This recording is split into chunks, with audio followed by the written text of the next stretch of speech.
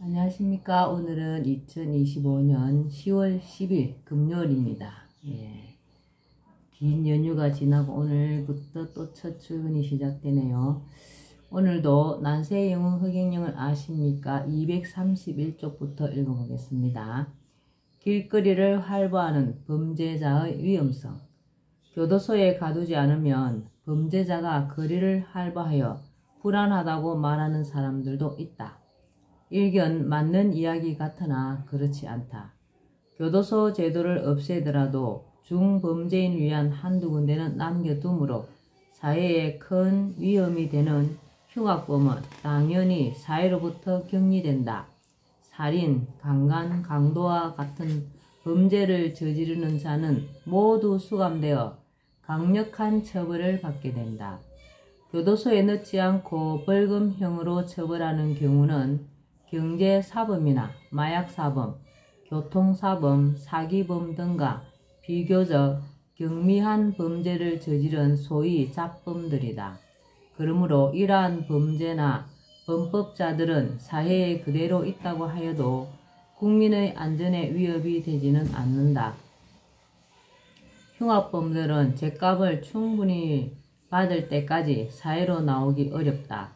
벌금형 범죄자들에게는 서로 함께 있을 시간과 장소를 제공하지 않으므로 범죄 수법을 전수할 기회가 주어지지 않아 그들이 범죄 수법을 더 배워 범죄를 저지르는 일은 생기지 않는다. 또 교도소에 같이 수감된 경우 공동 범죄를 모의할 수 있으나 벌금형은 함께 모이지 않으므로 공동 범죄를 모의할 기회도 없다. 따라서 범죄자들이 거리를 활보하여 사회가 불안해질 것이라는 우려는 하지 않아도 된다. 교도소를 폐지하면 오히려 범죄율이 낮아져 안전한 사회로 갈 수 있다. 자본주의 사회에서 벌금을 내도록 하는 것은 굉장히 부담을 느끼게 할 수 있어 처벌 효과도 좋을 것으로 본다. 벌금을 물려고 하지 않는 경우에는 중죄인으로 다스릴 수도 있고 재산 압류와 같은 조치가 취해질 수도 있다. 재산 비례 벌금형이기 때문에 돈이 없어서 벌금을 내기 어려운 경우는 거의 없을 것이다.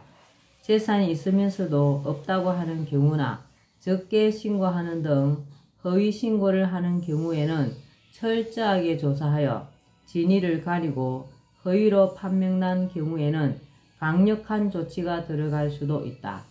이 제도가 시행에 들어가려면 이와 같은 여러 경우가 생길 수 있으므로 빈틈이 없도록 법적 보완을 하는 등 좀 더 구체적인 보강이 따라야 하겠지만 전체적인 큰 틀에서 교도소 제도의 폐지와 재산 비례 벌금제는 징벌 효과와 국가 예산 절약, 사회 공평성 실현 차원에서 획기적인 전환을 가져올 것으로 생각한다.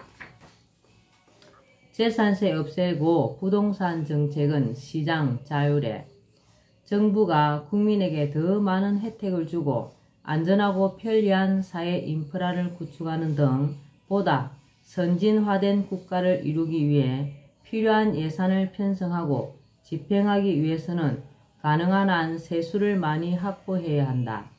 그런데 여기에는 정부가 유념해야 할 한 가지 원칙이 있다. 기업이나 개인이 돈을 잘 벌 수 있도록 해주면서 세금을 거두어 가야 한다는 원칙이다. 국민이 세금에 호의적이려면 국가의 뒷받침이 먼저 이루어져야 한다. 세금을 내어도 수익이 충분하다면 세금에 저항할 국민은 많지 않다. 우리 국민은 자신만을 위한 이기심보다는 국가를 생각하는 대성적인 마음이 강하다. 국가가 부도 위기에 처했던 1997년 IMF 체제 때 온 국민이 겁모으기 운동을 벌여 위기를 극복했던 것만 봐도 그렇다. 문제는 수익이 없는데도 내야 하는 세금이나 추가 수익이 생기지 않았는데도 증세하는 것이다. 재산세, 자동차 보유세 폐지해야. 우리나라에는 수익이 없는데도 내야 하는 세금이 있다. 바로 부동산이나 자동차를 가지고 있다는 것만으로 세금을 물리는 재산세, 종합부동산세 등의 부동산 보유세와 자동차 보유세가 그것이다. 이 세금은 소득이 있는 곳에 세금이 있다는 세금의 제1원칙을 위반한 세금이다. 그러므로 국가나 지자체가 부당하게 거두는 세금이라고 할 수 있다. 이 세금은 국민에게 큰 고통이 되고 있다.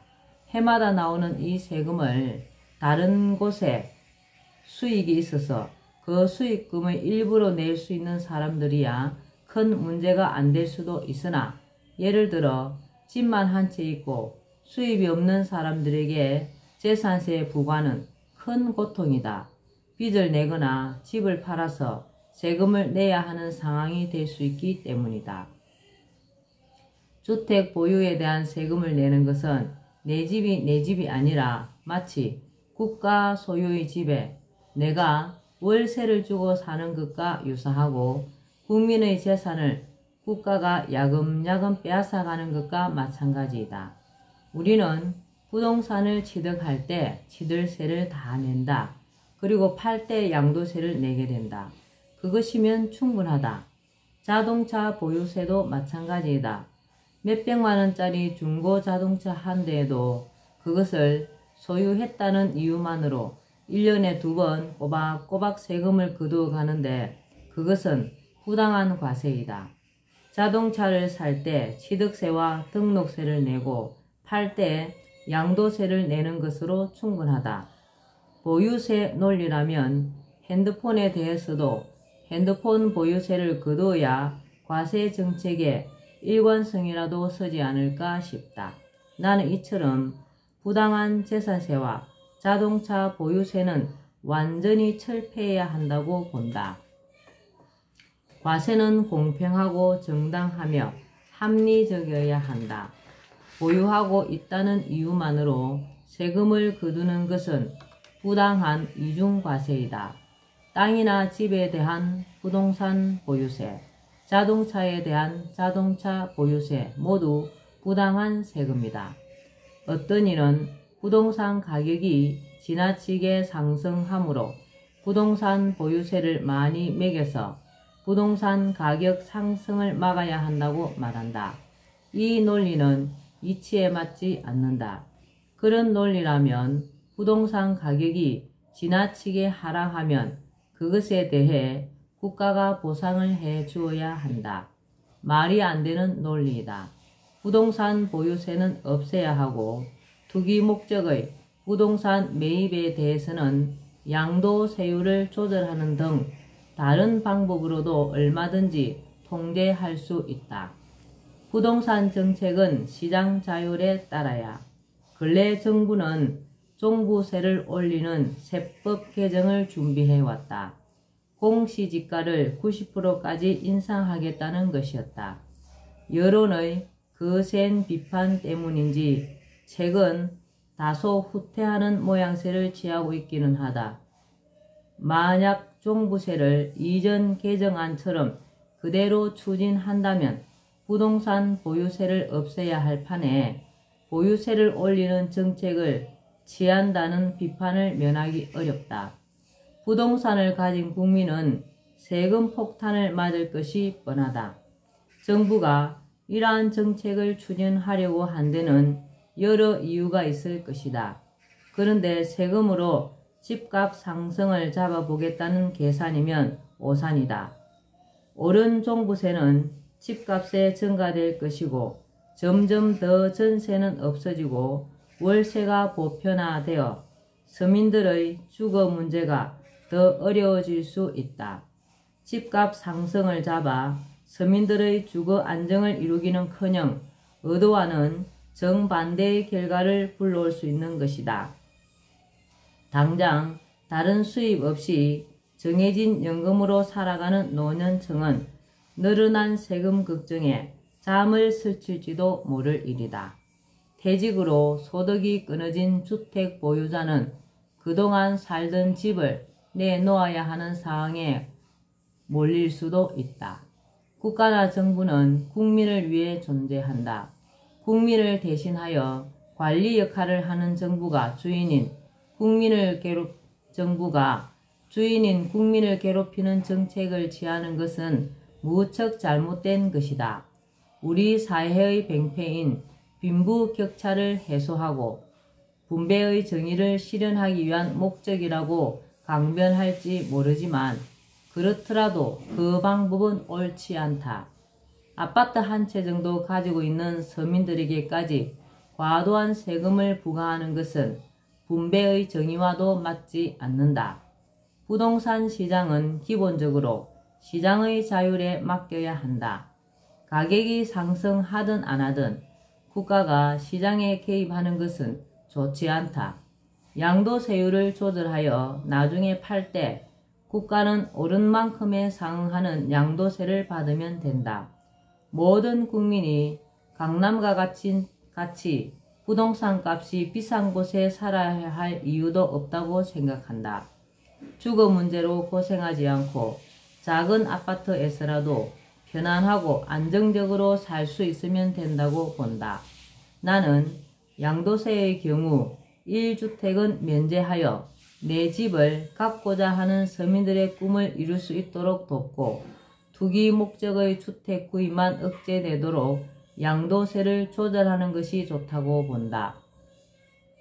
주택 보급 정책으로는 1인 가구가 증가하는 시대적 추세에 따라 10평 미만의 소형 임대 분양 주택을 수백만 호 지어 주택 보급률을 높이면 주거 문제는 거의 해소될 것으로 본다. 나는 기본적으로 자본주의 자유시장 경제를 옹호한다. 공산주의는 생산성과 효율성 면에서 실패할 수밖에 없는 경제체제이다. 다만 자본주의는 부익부 빈익빈이 심해지는 폐단이 있으므로 이 폐단을 없애서 자본주의의 약점을 없애려고 하는 것이 나의 생각이다. 그것이 중산주의로 자본주의 자유시장 경제가 기반이지만 자본주의의 약점인 부익부 빈익빈이 해결되고 모든 국민에게 최하 중산층 수준의 생활이 되도록 보장하는 체제이다. 물론 능력에 따라서는 그 이상도 잘 살 수 있으면 더 좋을 것이다. 빈민층이 없고 중산층부터 부자들까지 있는 세상이 중산주의 사회이다. 중산주의 사회에는 부자들이 사는 부자 동네도 형성될 수 있고 중산층만 모여 사는 곳도 생길 수 있다. 물론 고루 섞여 사는 동네도 있을 수 있다. 중산주의 사회에서는 누구나 상대적 박탈감 없이 만족스러운 생활을 누릴 수 있다. 부자들이 세금을 많이 내고 그 덕분에 고루 잘 살게 된 것이므로 부자들을 증오하는 일도 없어질 것이다. 부자들은 세금을 많이 내는 대신 사회의 존경을 받을 수 있는 사회 분위기가 조성될 것으로 생각한다. 부를 늘려준 후 세금을 거두어야. 정부가 세수를 확보하는 방법 중 가장 손쉬운 것이 증세이다.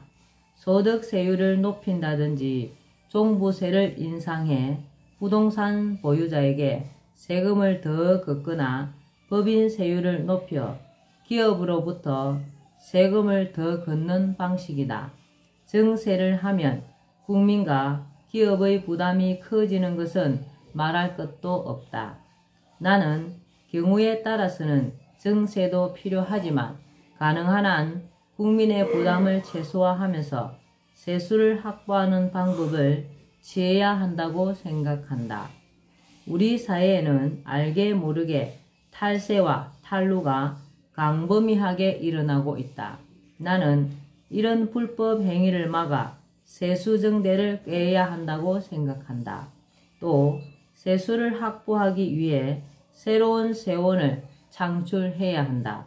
우리 사회에는 엄연히 존재하지만 불법으로 규정하여 음성적으로 이루어지는 경제활동이 들어있다. 음성적 경제활동 가운데 사회적으로 용인될 수 있는 것을 양성화함으로써 세원을 마련하는 것도 고려할 만한 방법이다. 그중 하나가 속칭 브로커라는 직업이다. 이것을 합법화하고 나아가 사회의 광범위한 분야에서 활동이 가능하도록 장려하면 그동안 소득이 있음에도 불구하고 거두지 못했던 세금을 거둘 수 있고 광범위한 분야로 확대함으로써 이 직에 종사하는 사람들이 늘어 세수가 크게 증가할 수 있다. 그리고 무엇보다도 중요한 세수 증대 방법은 기업과 개인이 하는 일들이 잘 되도록 국가가 제도적으로 뒷받침함으로써 수익을 늘리고 경제 규모를 키우는 일이다. 말하자면 부를 늘린 후 세금을 거두어 가는 것이다. 국민이 어렵고 기업이 힘든 상황에서 세금을 인상하면 가정맹어호, 즉 호랑이에게 물리는 것보다 더 가혹한 세금이 될 수 있다. 예. 오늘은 여기까지만 읽겠습니다. 예, 요번에 10월 22일 날 대한민국 전 극장에서 개봉하는 영화 부산 포니아라고 있어요. 그 영화에 우리 허경영 시인님 얼굴과 트럼프 얼굴이 겹쳐서 나온다는 요번에 그 영화 감독이 하늘공에 오셔서 PR을 하셨거든요. 그날 10월 22일 날 수요일 날 첫 개봉이니까 혹시 시간 되시는 분들은 영화를 한번 보시면 우리 그 부산 포니아 영화 감독님도 사업이 잘 되시고 우리 시인님도 많이 프로모션이 될 것 같은 그런 느낌이 듭니다. 네, 오늘도 허경영을 많이 부르고 알려서 하늘의 복을 짓는 행복하고 뜻깊은 날 되시기 바랍니다. 감사합니다. 허경영.